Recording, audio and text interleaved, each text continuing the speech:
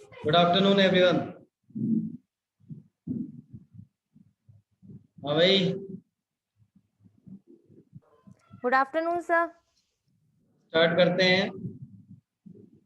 हमारी कहानी चल रही थी नमक का दारोगा, और नमक का दारोगा में हमने पढ़ लिया था उस प्रसंग की बात जब पंडित अलोपीदीन की जो गाड़ियां हैं नमक से ढेलों से भरी हुई, नमक की बोरियों से भरी हुई, जब वो पुल से गुजरती हैं तो मुंशी बंशीधर की नींद उड़ जाती है और वो उठ करके उन गाड़ियों के पास आता है और गाड़ी वालों से पूछता है कि किसकी गाड़ियां हैं। अब गाड़ीवान कहते हैं कि भैया अलोपीदीन जी की गाड़ियां हैं, बहुत बड़े जमींदार है वो इस इलाके के। तो अब उनमें से एक जाकर के अलोपीदीन को सूचना देता है। अलोपीदीन आते हैं और मुंशी बंशीधर से रिक्वेस्ट करते हैं कि भाई हम ब्राह्मण लोगों पर तो आप अपनी कृपा दृष्टि बनाए रखो, ठीक है। तो ये चीजें हमने कल पढ़ ली थी, इसके बाद आगे का पैराग्राफ हम पढ़ रहे हैं, ठीक है। तो देखिए, जब पंडित अलोपीदीन बंशीधर जी से कहते हैं कि हम ब्राह्मणों पर आप थोड़ी कृपा दृष्टि बनाकर रखें, आपकी कृपा तो हमेशा बनी रहती है उन पर, तब बंशीधर रुखाई से बोलते हैं उससे। रुखाई का मतलब एक तरीके से गुस्से के भाव से ही बोलते हैं कि सरकारी हुक्म, कि ये सरकारी हुक्म है, यानी मैं सरकारी कर्मचारी हूँ और सरकारी कर्मचारी होने के नाते मैं सरकारी हुक्म दे रहा हूँ। पंडित अलोपीदीन ने हंसकर कहा, हम सरकारी हुक्म को नहीं जानते और न ही सरकार को जानते। हमारे सरकार तो कौन है, आप ही हैं। हम तो आपको जानते हैं, हमारा और आपका तो घर का मामला है। हम कभी आपसे बाहर हो सकते हैं, नहीं हो सकते। ऐसा किसका मानना था, पंडित अलोपीदीन का। वो मुंशी बंशीधर से इस बात को कहना चाहते हैं, भाई सरकार से मुझे कोई लेना देना नहीं है, ठीक है। मेरी गाड़ियां आपने पकड़ी हैं, ठीक है। मेरे लिए तो आप ही भगवान है, आप ही सरकार है, सब कुछ आप हो, ठीक है। आप चाहो तो मेरी गाड़ियों को ऐसे निकाल सकते हो, सरकार तक ये मामला जाने का हो ही नहीं सकता। तो आगे क्या होता है सुनिए, आपने व्यर्थ में कष्ट उठाया है। यह हो नहीं सकता कि इधर से जाएं और इस घाट के देवता को भेंट न चढ़ाएं। इधर से जाएं और इस घाट के देवता को भेंट न चढ़ाएं। यहाँ पर घाट का देवता किसका प्रतीक है, मुझे बताएं आप। जया। सर ये मुंशी प्रेमचंद के बारे में कह रहे हैं, क्योंकि ये उनको रिश्वत देने की बात कह रहे हैं सर। कि बिल्कुल ये सही, यहाँ से जाएंगे और आपको रिश्वत नहीं देके जाएंगे, ऐसा नहीं हो सकता सर, उसको ही बोल रहे हैं। ठीक है। तो देखिए, घाट का देवता यहाँ पर मुंशी बंशीधर जी के लिए है कि यहाँ से जब भी गाड़ियां जाती हैं तो कोई ना कोई यहाँ पर मौजूद होता है, तो दारोगा वो देवता के समान होता है और इस घाट पर उस देवता को भेंट चढ़ानी पड़ती है।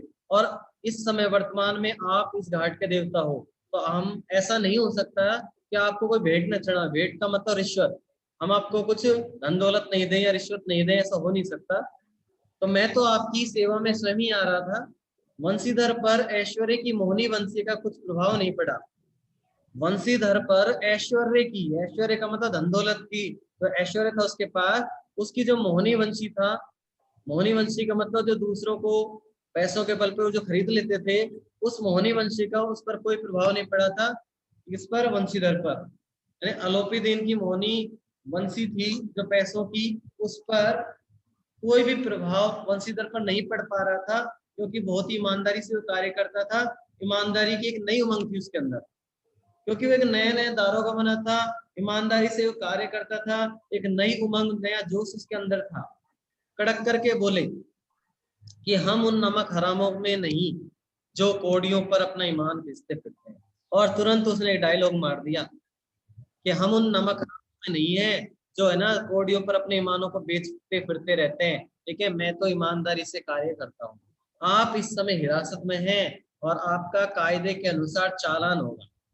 और जैसे आप जानते हैं कि जब कोई गैर कानूनी चीज पकड़ जाती है तो फिर चालान तो होने वाला था ही। तो यहाँ पर भी गैर कानूनी चीज थी, नमक को ले जाना। तो मुंशी बंशीधर अलोपीदीन जी से कहते हैं कि भैया आप आपका चालान तो होगा, बस मुझे अधिक बातों की फुर्सत नहीं है, मुझे ज्यादा बातें करना पसंद नहीं है, नहीं मेरे पास टाइम है। जमादार बदलू सिंह, जमादार बदलू सिंह, जमादार कौन था वहां पर, बदलू सिंह, ठीक है। तुम इन्हें हिरासत में ले चलो और मैं हुक्म देता हूँ।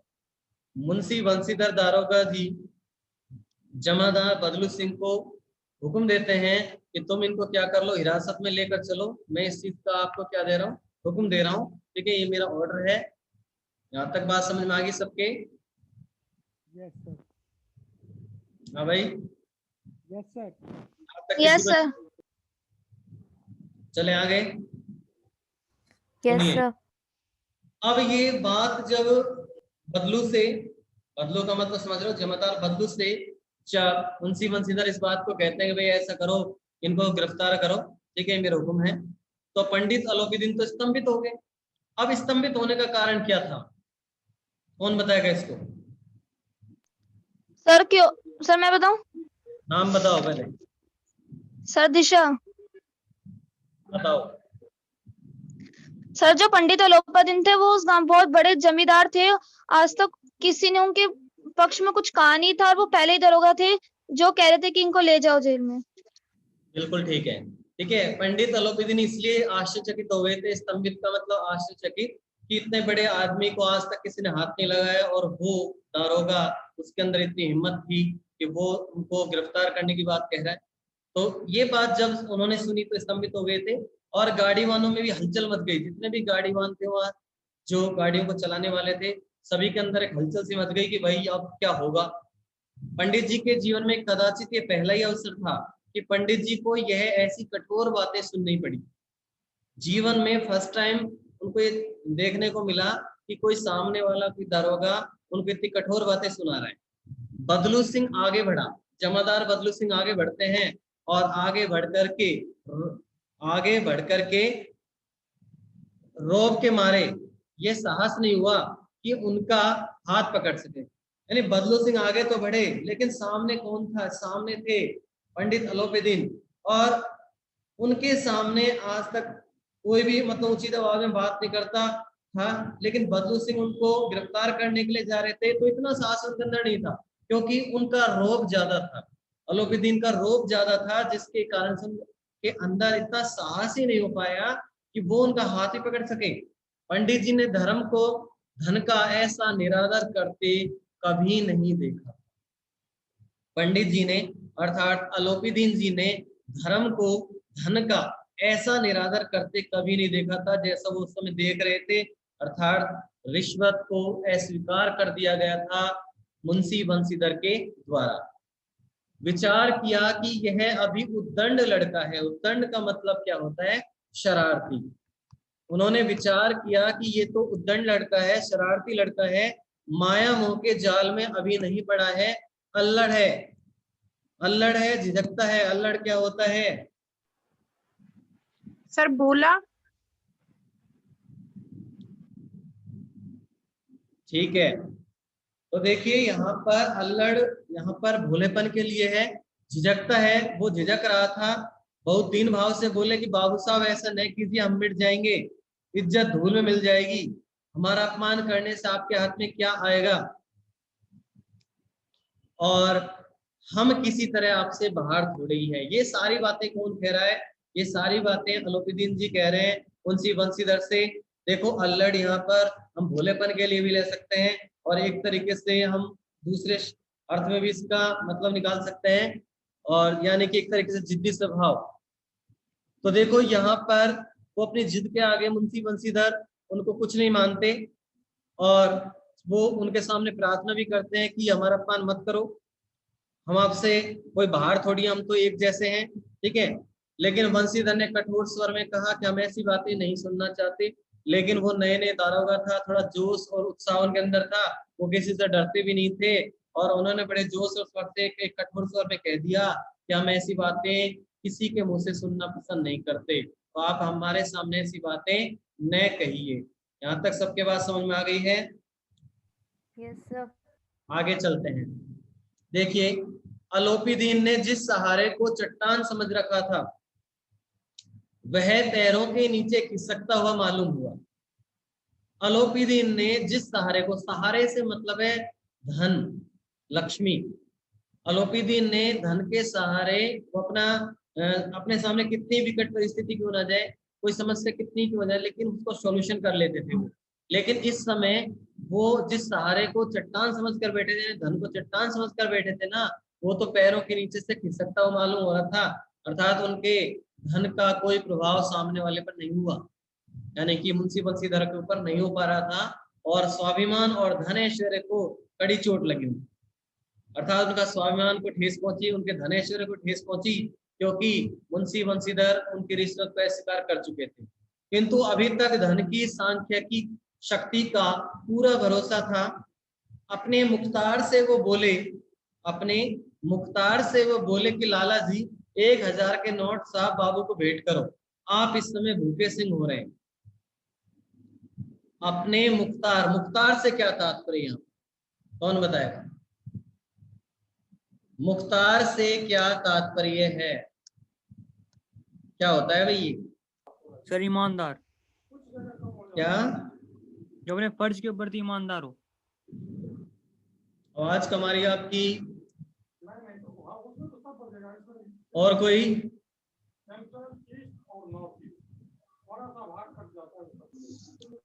नहीं पता किसी को भी? सर बड़े घमंड से बोले।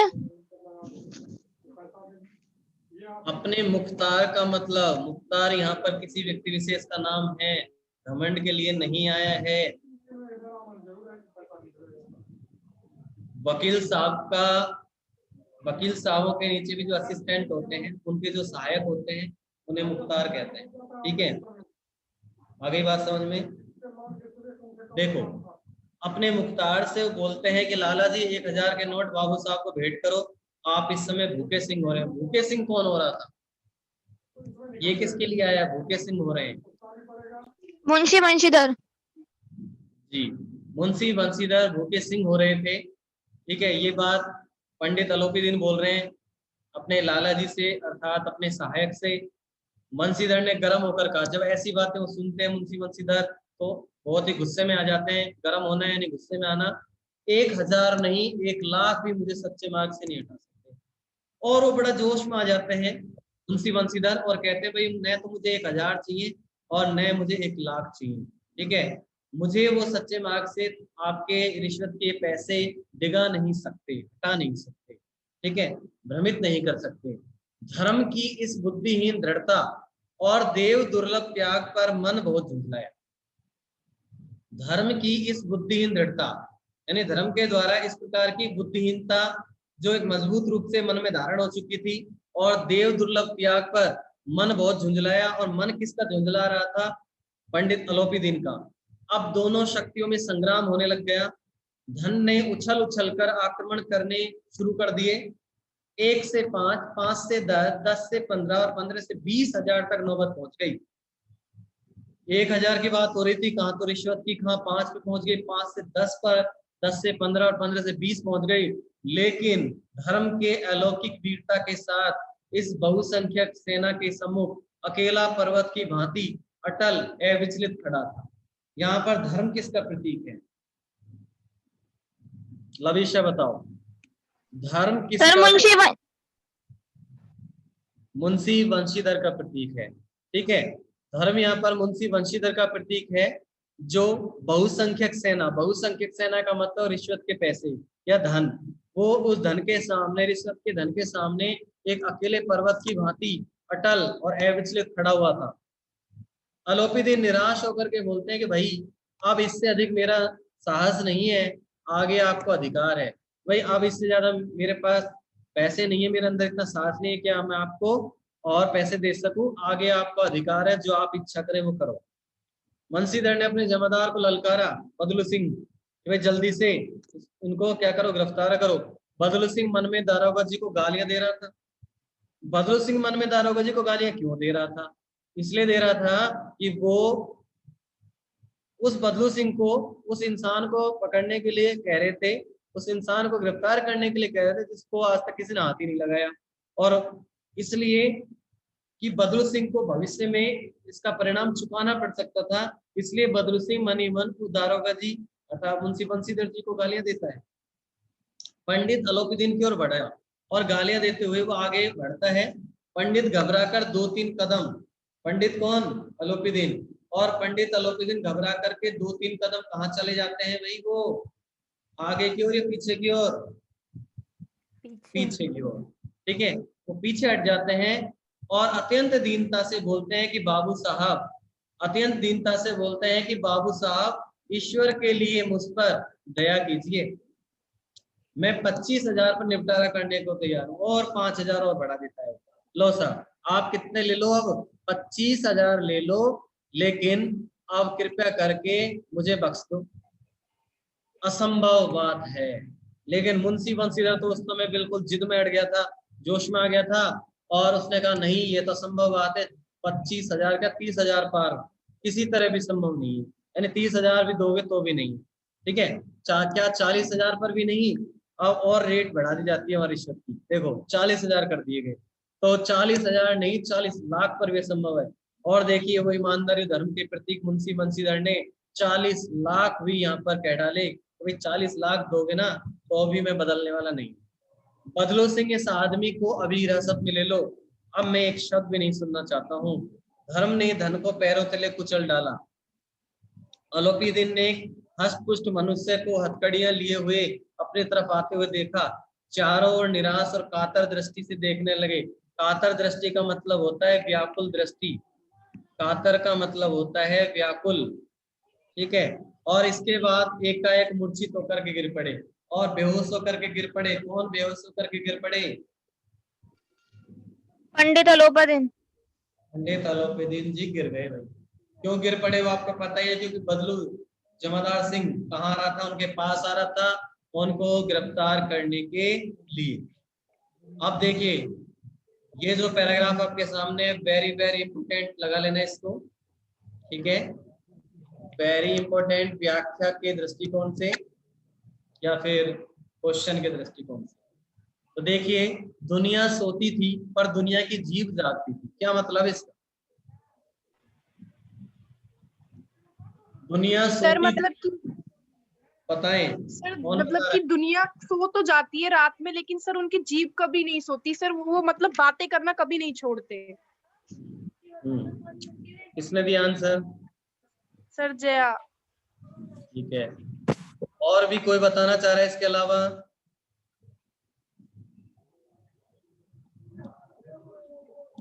दुनिया सोती थी पर दुनिया की जीभ जागती थी,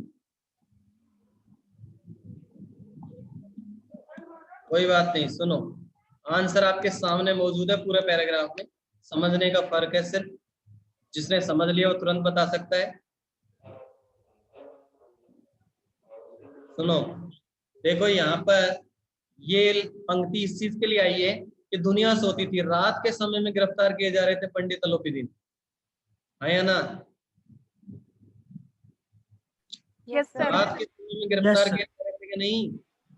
यस सर। उस समय जितनी भी दुनिया थी यानी सारी दुनिया सो रही थी, सब लोग सो रहे थे, लेकिन दुनिया की जीभ जागती थी। दुनिया की जीभ कैसे जागती है? यानी कि एक व्यक्ति ने भी उस दृश्य को देखा होगा, एक व्यक्ति ने भी, तो वो एक व्यक्ति हजारों तक उस बात को पहुंचा देगा। अर्थात दुनिया वालों की जीभ कभी सोती नहीं है, जीभ तो हमेशा जागृत अवस्था में रहती है, चलती रहती है, और अपनी एक किसी भी एक बात को दूसरे तक तुरंत पहुंचाती है। अब हुआ भी ऐसा ही था उस दिन। देखो सवेरे देखिए तो बालक वृद्ध सबके मुंह से एक ही बात सुनाई दे रही थी, जिसे देखिए वह पंडित जी के इस व्यवहार पर टीका टिप्पणी कर रहा था। निंदा की बौछारें हो रही थी, निंदा का मतलब बुराइयां, बुराई होना शुरू हो गई थी, मानो संसार से अब पापी का पाप कट गया। पानी को दूध के नाम से बेचने वाला ग्वाला, कल्पित रोजनामा से भरने वाले अधिकारी वर्ग, रेल में बिना टिकट सफर करने वाले बाबू लोग, जाली दस्तावेज बनाने वाले सेठ और साहूकार, और यह सब के सब देवताओं की भांति गर्दनें चला रहे थे। जब दूसरे दिन पंडित अलोपीदीन अभियुक्त होकर, अभियुक्त का मतलब होता है कैदी, अभियुक्त का मतलब होता है कैदी, जब दूसरे दिन पंडित अलोपीदीन अभियुक्त होकर कांस्टेबलों के साथ हाथों में हथकड़ियां, हृदय में गिलानी और क्षोभ भरे यानी दुख भरे लज्जा से गर्दन झुकाए अदालत की तरफ चले, तो सारे शहर में हलचल मच गई, और मेलों में कदाचित आंखें इतनी व्यग्र, व्यग्र का मतलब आश्चर्यचकित न होती होंगी। भीड़ के मारे छत और दीवार में कोई भेद नहीं रहा। कहने का मतलब क्या है इस पैराग्राफ में? इसमें यह बताया गया है कि भाई दुनिया सो रही थी, लेकिन दुनिया की जीव जाग रही थी, यानी कि सवेरे होते होते तक बच्चे से लेकर बूढ़े व्यक्ति तक के मुंह में एक ही बात थी, यानी मुंह से एक ही बात सुनाई दे रही थी कि पंडित अलोपीदीन जो बहुत बड़े जमींदार थे उनको गिरफ्तार कर लिया गया है एक दारोगा के द्वारा, और सभी पंडित जी के इस व्यवहार पर टीका टिप्पणी कर रहे थे, निंदा की बौछारें हो रही थी। ठीक है, मानो संसार में से पापी का पाप घट गया है, यानी सब परेशान थे किससे? पंडित अलोपीदीन से। उनकी बुराइयां स्टार्ट हो गई उनके गिरफ्तार होते ही। ठीक है, सब कहने लगे भाई पापियों का तो पाप कट गया है, आज पापी जेल गया है। ठीक है, पानी को दूध के नाम से बेचने वाला चाहे ग्वाला हो, चाहे रोजनामा भरने वाला अधिकारी वर्ग हो, चाहे रेल में बिना टिकट सफर करने वाले बाबू हो, चाहे दाली दस्तावेज बनाने वाले सेठ और साहूकार हो, और ये सब देवताओं की बातें गर्दनें चला रहे थे। देवताओं की बातें गर्दनें चलाने से मतलब है सभी अपने अपने व्यंग्य बाणों को कस रहे थे। किसके खिलाफ कस रहे थे? वो पंडित अलोपीदीन के खिलाफ कस रहे थे, यानी उनके बारे में कह रहे थे। हृदय में जब दूसरे दिन पंडित अलोपीदीन कैदी बन करके कांस्टेबलों के साथ जाते हैं तो उनके हाथों में हथकड़ियां होती हैं, हृदय में गिलानी का भाव होता है और बड़े दुख के साथ वो आगे बढ़ते हैं अपनी गर्दन को झुकाते हुए अदालत की तरफ। तो सारा शहर उनको देखता है, ऐसा लगता है जैसे मेला सा लग गया हो। ठीक है, सब बड़े ही आश्चर्यचकित होकर उनको देखते हैं और इतनी भीड़ हो जाती है कि छत और दीवार में भी कोई भेद नहीं रहता। इस बात को यहाँ पर बतलाया गया है। यहाँ तक किसी को दिक्कत? भाई नो सर। बताओ भाई, तेज बताओ फटाफट। No sir. No sir. ठीक है, आज कहानी का यहीं तक पढ़ाएंगे हम हिस्सा, उसके बाद आगे कल पढ़ेंगे। अब इसके बाद हम टेस्ट का सॉल्यूशन करेंगे। ठीक है।